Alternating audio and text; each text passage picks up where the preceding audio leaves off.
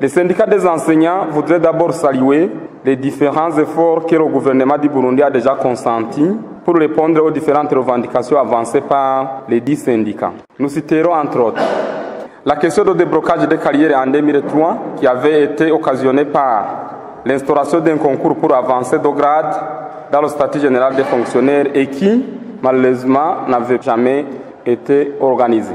2. L'octroi de 15% du salaire de base et de 34% sous forme d'indemnité. 3. La levée à la hausse de la tranche non imposable en 2011 dans le calcul de l'impôt professionnel sur les rémunérations.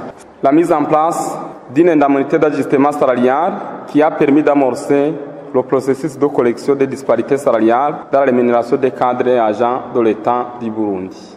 En dépit des étapes déjà franchies dans la satisfaction des revendications présentées par les syndicats des enseignants, ces derniers se demandent ce que le gouvernement compte faire au moment où la période de 4 ans d'ajustement salarial touche à sa fin avec ce mois de décembre. Cela est d'autant plus vrai qu'au vu du temps qui nous reste et des étapes à franchir pour la mise en application de la politique salariale équitable en cours d'élaboration. Il est clair que techniquement, il est impossible de répondre aux attentes des fonctionnaires avec le mois de janvier tel que promis. Cela est justifié par le fait que les étapes suivantes, qui devraient guider la vraie politique d'harmonisation des salaires, ne sont pas encore finalisées.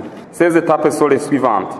L'entente sur le document portant la cotation des emplois. Les négociations sur la valeur du poids d'emploi et sur la valeur du poids d'indice.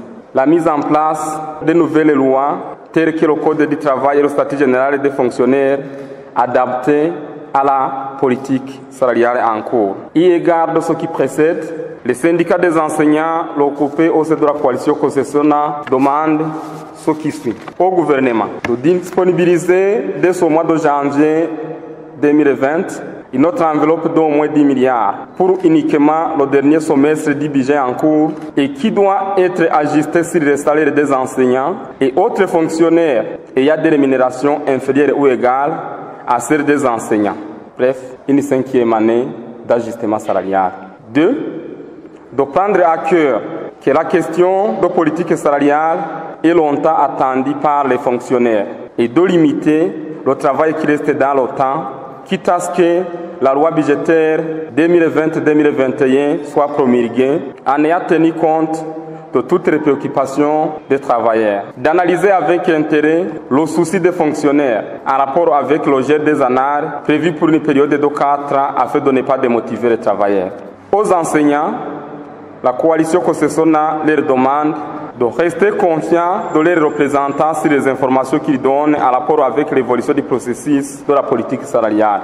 De reconnaître que les avantages salariaux qu'ils bénéficient jusqu'à aujourd'hui ne sont que le fruit des revendications des syndicats et des négociations rendues possibles grâce à la paix sociale retrouvée, la mise en place des institutions ouvertes au dialogue, des institutions ayant un devoir de redevabilité et de ce fait de prôner pour la laïcité du prochain rendez-vous électoral, de prendre avec réserve les informations qui passent sur les réseaux sociaux, car même s'ils sont une source d'information, ils sont aussi une source de manipulation pour les non-avisés.